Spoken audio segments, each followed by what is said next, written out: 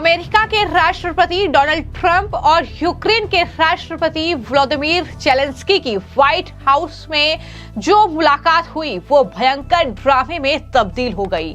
Media से लेकर social media पर इसकी चर्चा हो रही है। दुनिया के तमाम देश ये सोच रहे हैं कि आखिर ऐसा क्या हुआ कि इस तरीके से ये मुलाकात सार्वजनिक ड्रामे में तब्दील हो गई। दरअसल जिस जेलेंस्की को ट्रंप ने व्हाइट हाउस में रिसीव किया वही जेलेंस्की समय से पहले व्हाइट हाउस छोड़कर रवाना हो गए।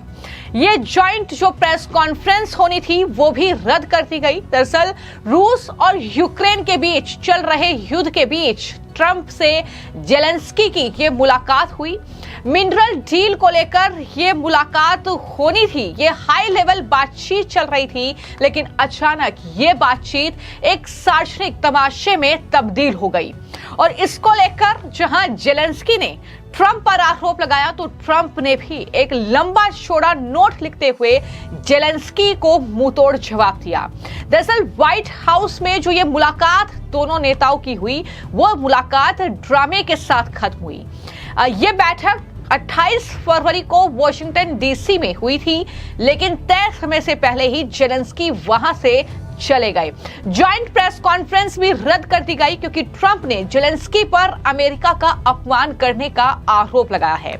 जेलेंस्की पहुंचे थे ट्रंप को मनाने के लिए और ये जो डील है, ये जो मिनरल डील की बात हो रही है, ये करने के लिए और साथ ही रूस और यूक्रेन के बीच जो युद्ध चल रहा है उसको लेकर भी बातचीत होनी थी। लेकिन जिस तरीके से खबर आई है और जो बातचीत वहां पर हो रही है, जिस तरीके से जेलेंस्की लगातार जवाब दे रहे थे ट्रंप की बातों का, तो ट्रंप भी जोर जोर से चिल्ला रहे थे और वो अपनी बातें रख रहे थे कि किस तरीके से अमेरिका ने जो है यूक्रेन को मदद की है, किस तरीके से वहां पर सैनिक पहुंचाए हैं। लेकिन जेलेंस्की है कि वो तीसरे युद्ध का जुआ खेल रहे हैं। वो दरअसल शांति समझौता नहीं चाहते हैं यूक्रेन और रूस के बीच। ये तमाम आरोप जो है वो ट्रंप की तरफ से जेलेंस्की पर लगाए गए और जेलेंस्की ने भी इसका जवाब दिया। लेकिन आखिरकार नतीजा ये निकला कि जेलेंस्की को बीच में ही ये पूरी बातचीत छोड़कर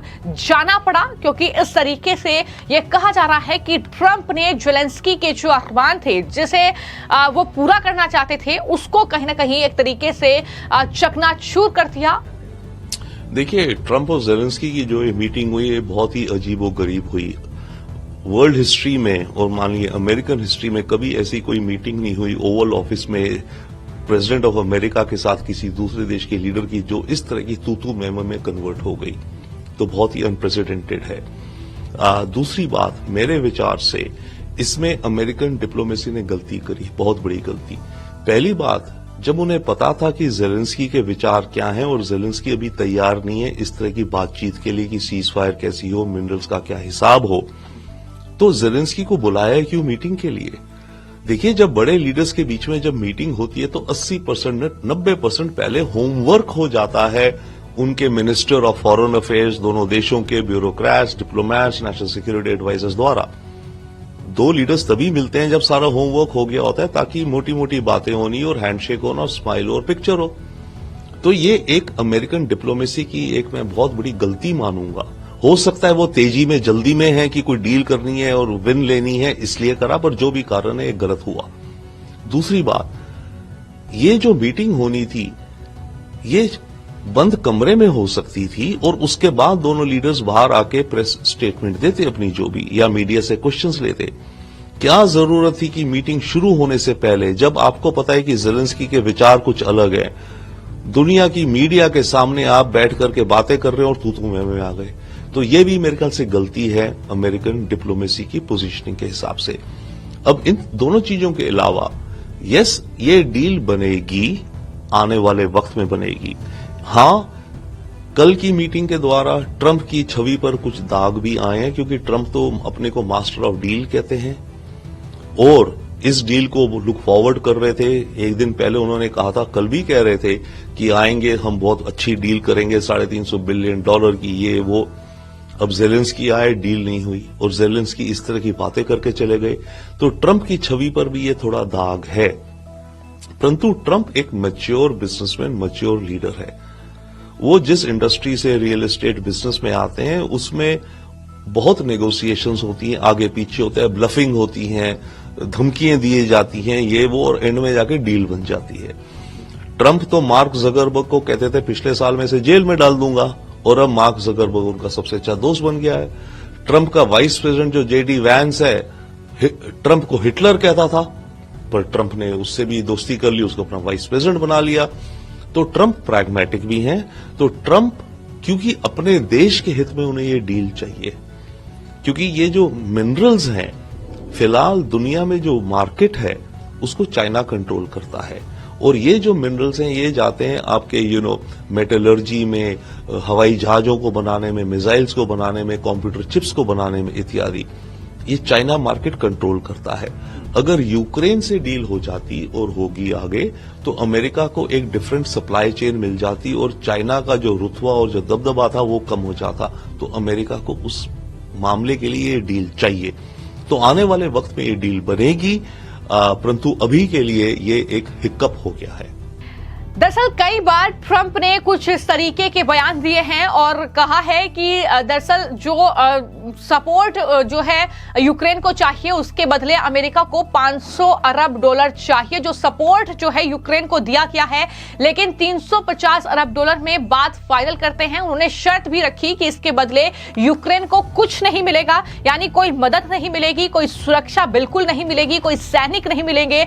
बिना सिक्योरिटी गारंटी के बावजूद डील पर साइन करने के लिए जेलेंस्की दरअसल अमेरिका पहुंचे। व्हाइट हाउस में ट्रंप से मुलाकात की।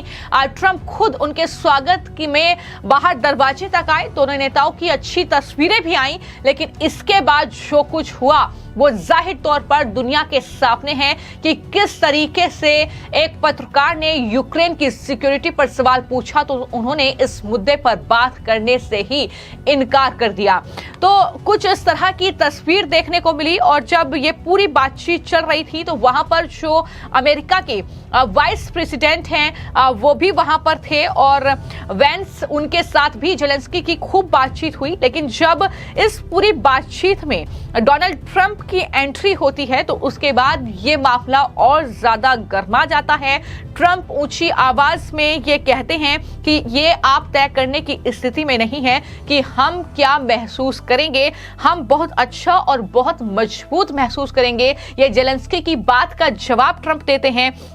ऐसे में जेलेंस्की भी बोलने की कोशिश करते हैं, लेकिन ट्रंप जो है बोलते चले आते हैं। ट्रंप ये कहते हैं कि दरअसल आप जो है कार्ड खेल रहे हैं, आप लोगों के जीवन के साथ जुआ खेल रहे हैं। Very volatile diplomatic incident which has happened between President Trump and President Zelensky. The question is this: in this matter, international politics, there is nothing called moral standing and good, bad, evil, etc. Everybody looks at his own interest. Now, interest of Russia was there that he wanted his own territory, and that territory, Crimea and Donbass and Eastern Territory of Ukraine, which he thought belongs to him, because of the ethnic people there, and because of the very rich minerals, the rare earth, etc., are all there. There is no doubt about it. Now, when the war was going on, everybody has their interest. NATO had its interest. It wanted to expand itself and expand its armament industry.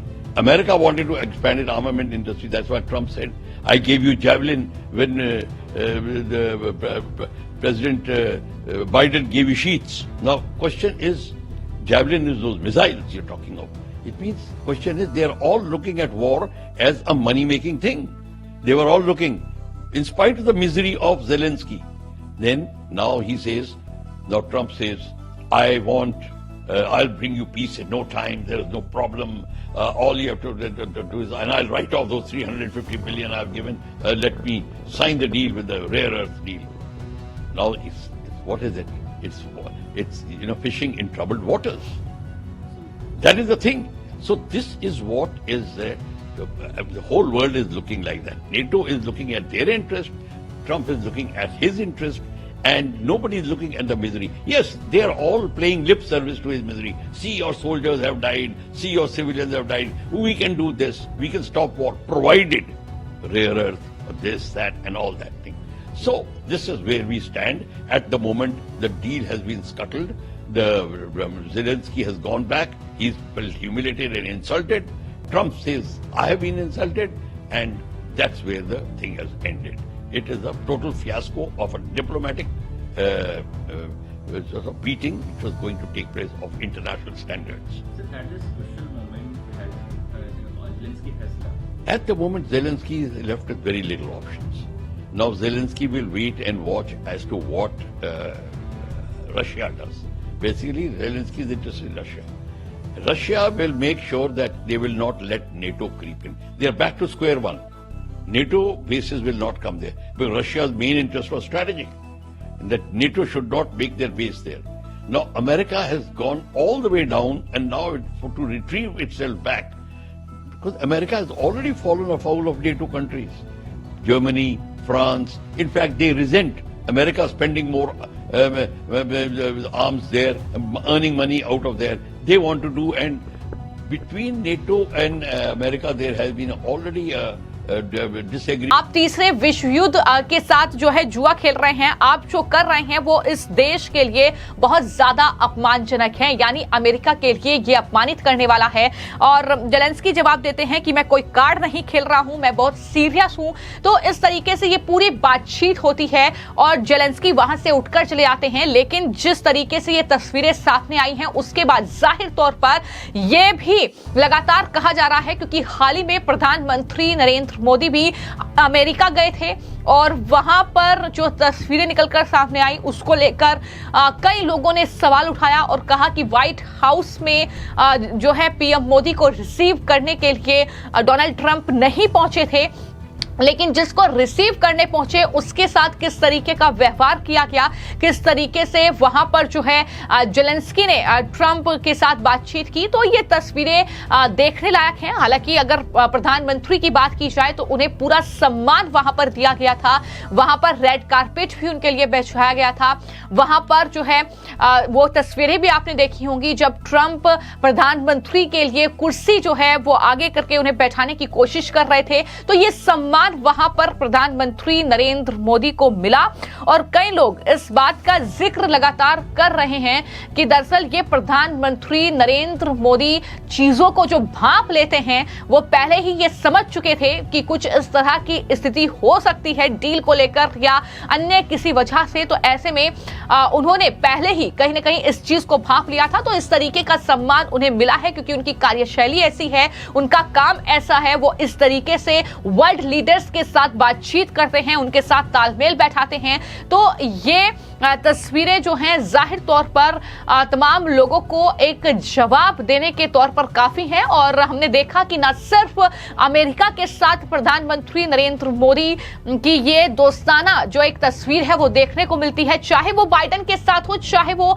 अब Donald Trump के साथ हो। लेकिन इसी के अलावा जब प्रधानमंत्री युद्ध के बीच यूक्रेन भी गए तो वहां भी किस तरीके से पीएम मोदी को सम्मानित किया गया, सम्मान वहां पर जेलेंस्की ने किया। इसके अलावा अगर रूस गए तो वहां पर व्लादिमीर पुतिन के साथ प्रधानमंत्री नरेंद्र मोदी की जो बॉन्डिंग देखने को मिली वो साफ तौर पर संदेश देने के लिए काफी है दुनिया को कि किस तरीके से प्रधानमंत्री किस कार्यशैली में काम करते हैं, किस तरीके से दरअसल उनकी कूटनीति जो है चीजें होती हैं, ये देखने को बार बार मिला है। लेकिन वहीं पर ट्रंप और जेलेंस्की के बीच जो ये पूरा घटनाक्रम हुआ है, जिस तरीके से ट्रंप ने जेलेंस्की को वहां से भगाया है, खदेड़ा है, जो बातें जेलेंस्की की तरफ से की जा रही थी, उसके बाद अब किस तरीके से चीजें बदलेंगी, क्या कुछ यूरोपियन कंट्रीज जो अभी तक अमेरिका जिसके साथ था, क्या कुछ बदलाव देखने को मिलेंगे, ये कहीं ना कहीं देखने वाली बात होगी। क्योंकि फिलहाल